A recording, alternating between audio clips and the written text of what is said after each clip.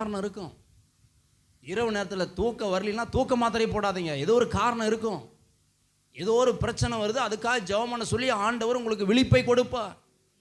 உடனே 91வது சங்கீதம் எடுத்து வச்சு, ஆண்டவரே எனக்கு தூக்கம் வரமாட்டேது அப்படின்னு சொல்லி 10 முறை படித்தாலும் தூக்கம் வராது.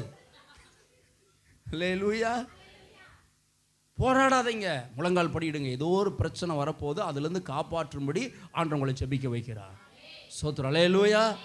உங்கள் கணவருக்கு ஏதோ ஒரு பிரச்சனை வரலாம், உங்கள் மனைவிக்கு ஏதோ ஒரு பிரச்சனை வரலாம், உங்கள் பிள்ளைகளுக்கு ஏதோ ஒரு பிரச்சனை வரலாம், தொழில் ஏதோ ஒரு பிரச்சனை வரலாம். அதுக்காக ஆண்டவர் என்ன செய்வார்? உன் ஜெபத்தை அதிகப்படுத்துவதற்கு, தேவ பிரசன்னத்தை அதிகப்படுத்துவதற்கு ஆண்டவர் விழிப்பை கொடுப்பார். அல்லேலூயா. நீங்கள் ட்ரை பண்ணக்கூடாது.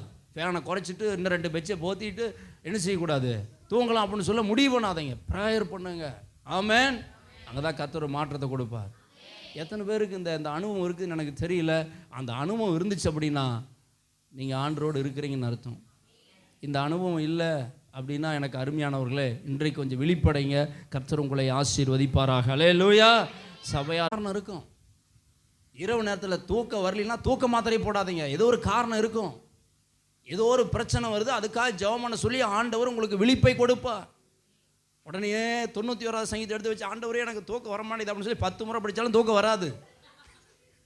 அல்லேலூயா.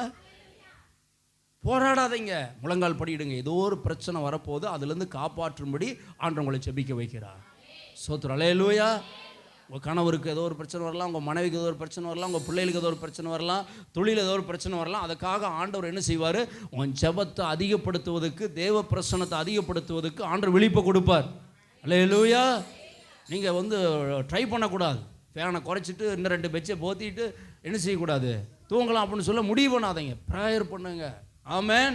அங்கே தான் கர்த்தர் மாற்றத்தை கொடுப்பார். எத்தனை பேருக்கு இந்த அனுபவம் இருக்குதுன்னு எனக்கு தெரியல. அந்த அனுபவம் இருந்துச்சு அப்படின்னா நீங்கள் ஆண்டரோடு இருக்கிறீங்கன்னு அர்த்தம். இந்த அனுபவம் இல்லை அப்படின்னா எனக்கு அருமையானவர்களே, இன்றைக்கு கொஞ்சம் விழிப்படைங்க. கர்த்தர் உங்களை ஆசீர்வதிப்பாராக. அல்லேலூயா.